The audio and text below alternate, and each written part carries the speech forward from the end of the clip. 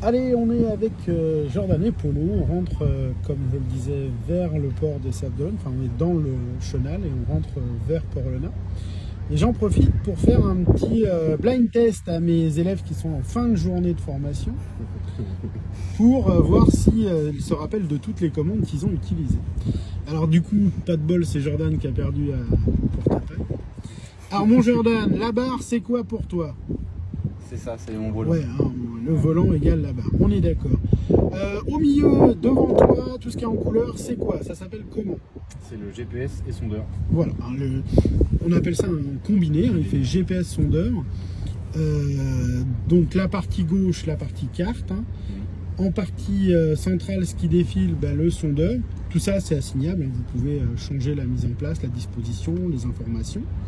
En haut à droite, vous avez la vitesse de déplacement du navire. Et comme c'est marqué, hein, c'est bien marqué vitesse GPS. Je grossis pour que vous le voyez. En dessous, le cap contient la température de l'eau. C'est ce qui explique que Polo n'a pas réussi à convaincre Jordan de sauter à l'eau pour l'homme à la mer. On n'était pas loin, on n'était pas loin.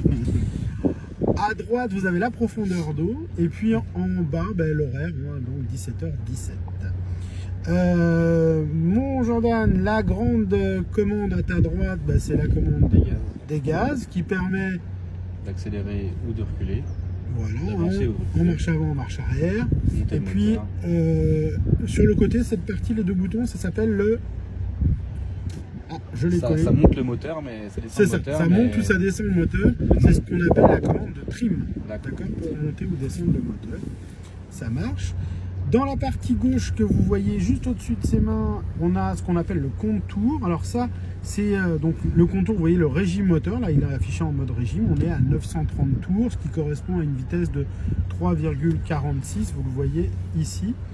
On était dans une zone 4 nœuds, on approche d'une zone 3 nœuds, donc il faudra adapter notre allure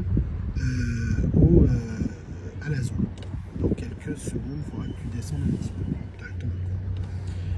Voilou. Un petit peu plus bas, je zoome, vous avez forcément là, vous voyez le on-off, la petite clé avec le dispositif de coupe-circuit, le petit fil rouge.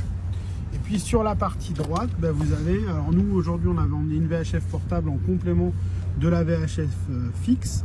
Donc il y a les VHF, la Navicom c'est une VHF ASL, vous avez le bouton Distress que vous voyez en bas à droite.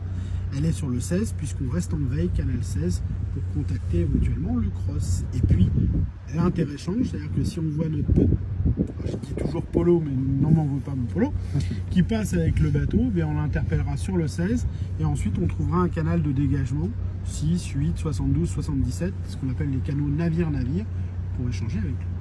Voilà, on vous souhaite à tous un bon week-end et puis nous on continue à naviguer. Tchou.